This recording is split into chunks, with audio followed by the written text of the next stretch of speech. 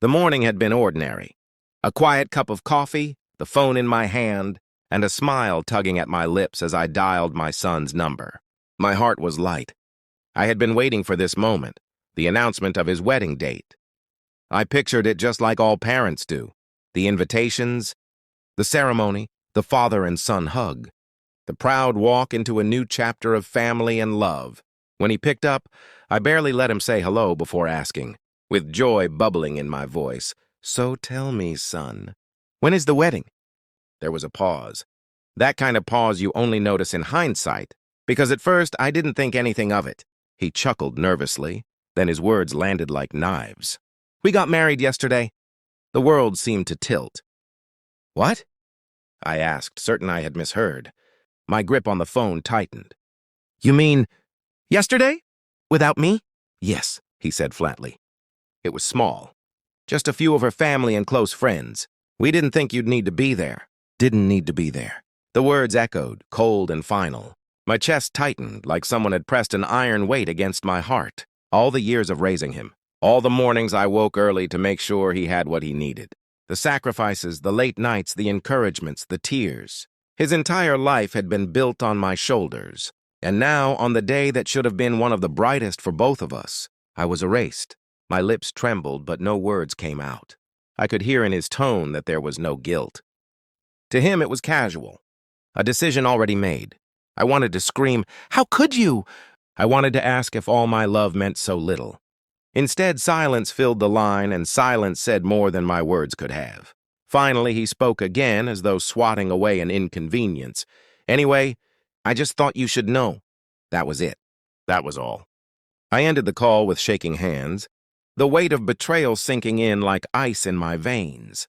My heart wasn't just broken. It was hollowed out. The wedding I had dreamed of was gone, stolen without warning. My son had chosen a new life, and in that new life, I was not included. At that moment, hurt twisted quietly into something colder, a seed of resolve. Because as deep as the wound cut, I already knew. This silence wouldn't last forever. The call ended, but the silence afterward was deafening.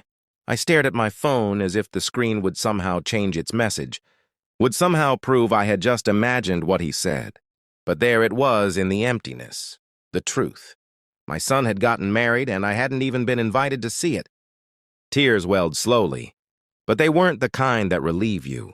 They were heavy, dragging down every memory of a life I had built with love and sacrifice. Memories of holding him as a newborn, whispering promises I thought I would keep forever. Memories of rushing to his school plays, cheering from the audience, offering comfort when he failed and encouragement when he succeeded. Every moment of my life had been tied to him, stitched together into a story where I thought I would always be part of his chapters. And yet, here I was, written out entirely. The ache spread deeper when I thought about the years leading up to this. I had dreamed of this day, not because I wanted fanfare or flowers, but because I wanted to stand beside him.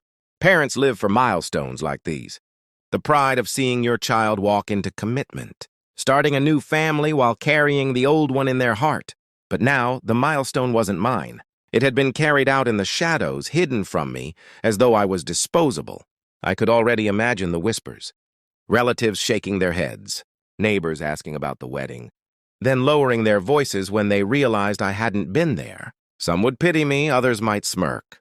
The phrase, "they got married without you," would become the pebble thrown into the still water of my reputation, rippling out until everyone knew. The humiliation stung almost as much as the heartbreak. To be excluded by my own son, the one I had defended through storms, forgiven through mistakes, sacrificed for again and again. I sat in silence for hours, my hands folded in my lap. At first I asked myself why. Why would he do this? Was I so difficult to love? Did I fail as a parent? Those questions cut. But deep down I realized something else. Sometimes, the people you love choose to disrespect you not because of your worth, but because they never realized what you were worth to begin with. The pain did not fade. It burned.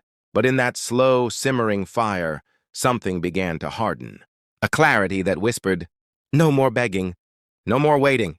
No more giving everything to someone who chose to give me nothing." The tears dried. The reflection turned into decision. This wasn't just grief anymore. This was the beginning of resolve. The night was long, sleepless. I sat in that quiet house that once echoed with his laughter, and my mind replayed his words over and over again. "We got married yesterday. Without you." Every time I heard it in my head, the cut went deeper. But by morning, the tears were gone. They had dried into something harder, something sharper. I looked around the home I had built. Every wall carried pieces of his childhood, framed photos, trophies, old report cards I could never throw away. Each one reminded me of the choices I'd made. Choices to sacrifice myself so he would have more. A better school, a better car, a better life, and now he'd carved me out of his new world completely, as though I was just the scaffolding that he could abandon once the structure was built. But I wasn't scaffolding, I was the foundation. And if he thought he could walk on it while spitting on it, he was wrong. I picked up my phone, not to call him, not to beg for answers, but to end the noise.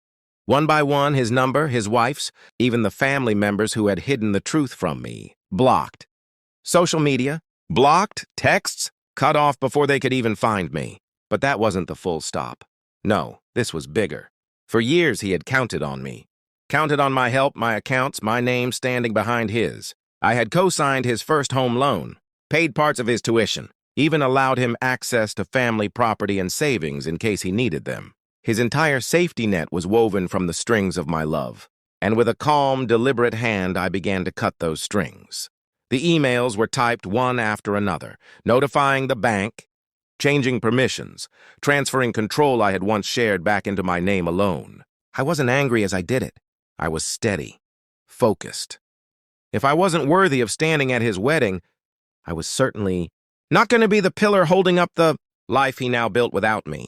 Each click of the keyboard, each confirmation message on the screen felt like a door closing. He might have thought he shut me out by marrying in secret. But the real shutting out, that was mine to decide. And as I leaned back in my chair, finished, I whispered to myself what I should have known long ago. If someone cannot honor me enough to let me stand with them, I don't owe them anything to stand behind them. By the time the sun set, my heart still ached. But I had done the unthinkable. I had blocked not just his calls, I had blocked his access, his dependence, and his power over me. It didn't take long for the silence to reach him. Days after the so-called wedding, my phone no longer buzzed with his messages. I had cut every line he thought he could tug at to pull me back in.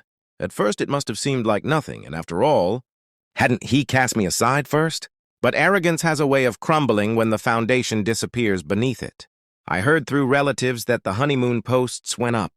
Smiles plastered across sandy beaches. But soon after, the calls started trickling into them. Why can't we access the account? Why was the property title changed? Why is there a freeze on the family business paperwork? The calm answer came back again and again. Because you forgot who made those things possible. For years, he had believed my support was permanent, automatic, an eternal safety net. He thought I was obligated. He thought my name, my effort, my resources would always remain behind him, no matter how far he pushed me away.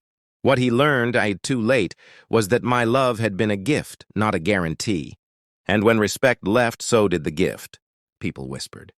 Family members who had smirked quietly about me not being invited now turned their eyes on him, realizing he had traded loyalty and love for short-sighted pride. Neighbors who once pitied me now gave me nods of quiet respect.